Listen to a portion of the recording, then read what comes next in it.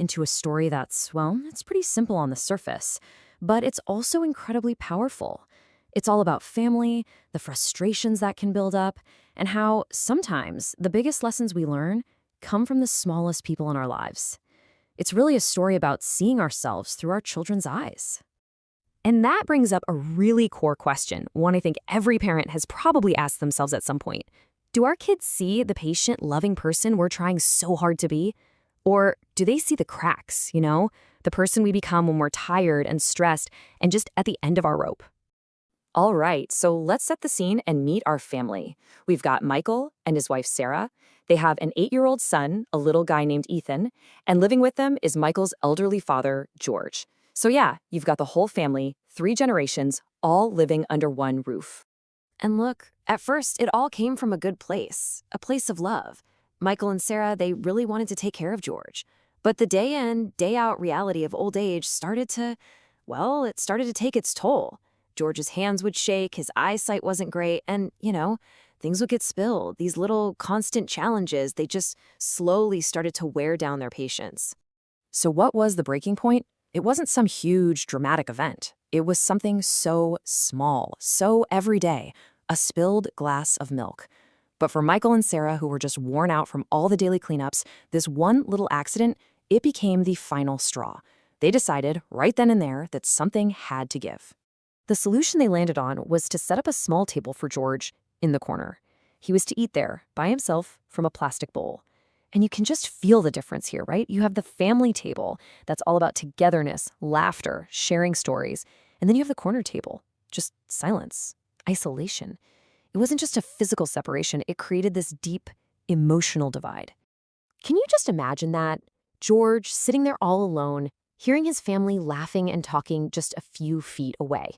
It was heartbreaking for him. But here's the most important part of this whole story, that last little line. Little Ethan noticed everything. Kids, they're always watching. They see it all. So a few days go by, and this brings us out to the garage.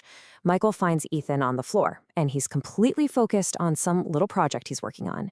He's got little scraps of wood, some glue, a bit of cardboard, and Michael, he has absolutely no clue what his son is making. So he walks over, all warmth and curiosity, just a totally normal, sweet father-son moment.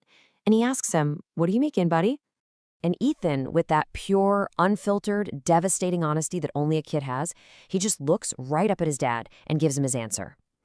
"I'm making a little table for you and Mom, so when you get old, you can eat by yourselves in the corner too." Wow, you can just feel the air get sucked out of the room. Michael just freezes. Sarah was nearby, and she heard every single word. That cheerful garage was suddenly filled with this heavy, awful silence.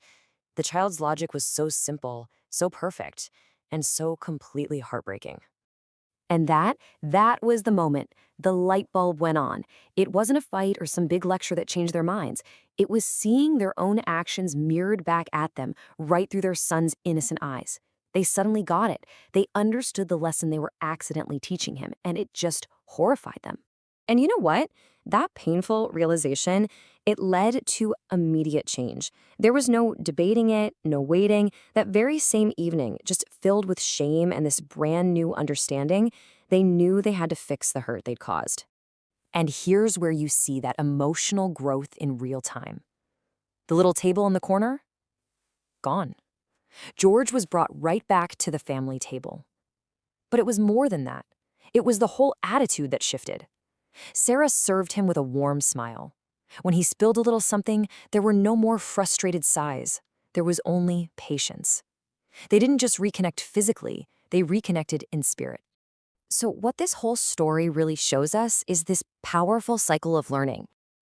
Kids are like little sponges. They don't just listen to what we say, they absorb what we do. Ethan was just modeling the exact behavior he saw his parents demonstrating. And by doing that, he accidentally made them the students of their own unintended lesson. Which brings us to the core moral of this entire story, a piece of wisdom that is absolutely timeless. The way you show compassion and respect and patience to your elders, that's not just about them. It's a living, breathing lesson for the next generation. It's basically a blueprint for how you'll be treated one day. And that leaves us with a final thought, something for all of us to really chew on. Every single day, with our big actions and our tiny ones, we are teaching. We're writing the curriculum for our kids on how to be a person, how to love, how to treat other people. So the question really is, what are you teaching?